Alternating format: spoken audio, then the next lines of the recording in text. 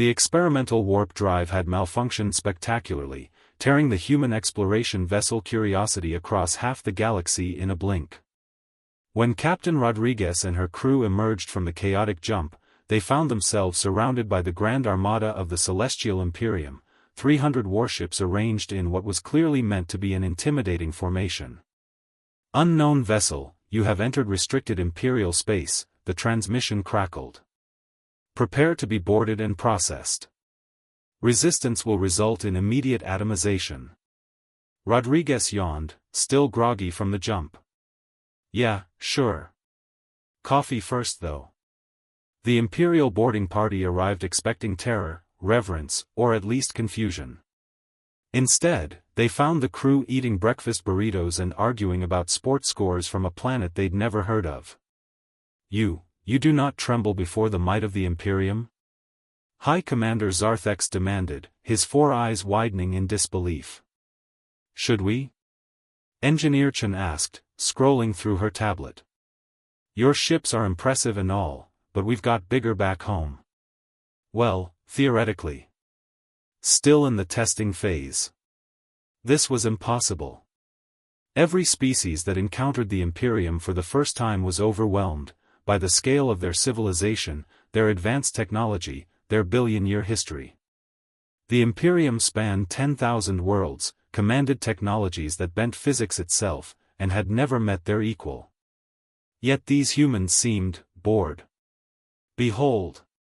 Zarthex activated a hologram showing the Imperial capital, a Dyson sphere encompassing an entire star. 10 trillion souls live in eternal glory under our... "Oh neat, a Dyson sphere," Rodriguez interrupted.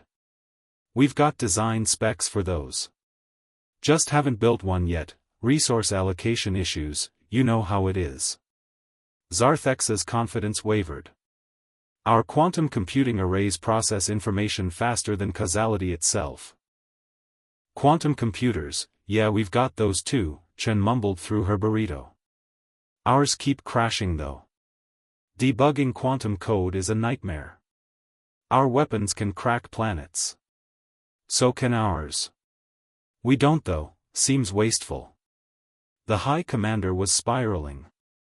Every technological marvel he presented, every achievement spanning millennia, was met with casual acknowledgement or mild interest. The humans treated the greatest empire in the galaxy like a moderately successful neighbor who'd just gotten a new car. "Perhaps," Zarthex said desperately, "you would be interested in joining our Imperium? As junior members?" Rodriguez considered it while pouring more coffee. "Nah, we're good. No offense, but your bureaucratic structure looks like a mess. We've got our own problems to deal with back home. But we could offer you technology. Advancement. Purpose."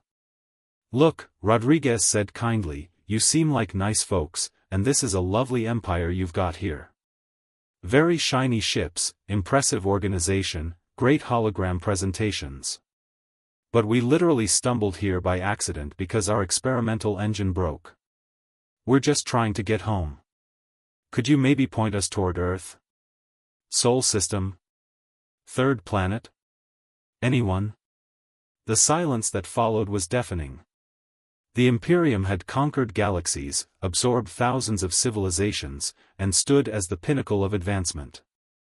Yet here were these humans, these absurdly unimpressed, coffee-drinking, burrito-eating humans, treating them like a roadside attraction. "Sector 774, Zarthex finally whispered, defeated. "Your homeworld is in Sector 774. Thanks." Rodriguez waved cheerfully as the Curiosity powered up its repaired drive. "Maybe we'll visit again when we're not in a hurry. You folks take care." As the human ship vanished into warp, Zarthex stood motionless on his bridge. His second officer approached cautiously. "Commander, what just happened?" Zarthex stared at the empty space where the humans had been. I think we just met someone who might actually be our equals. And they didn't even care. The Imperium would spend the next decade obsessing over humanity, sending diplomatic missions and spy drones to Earth.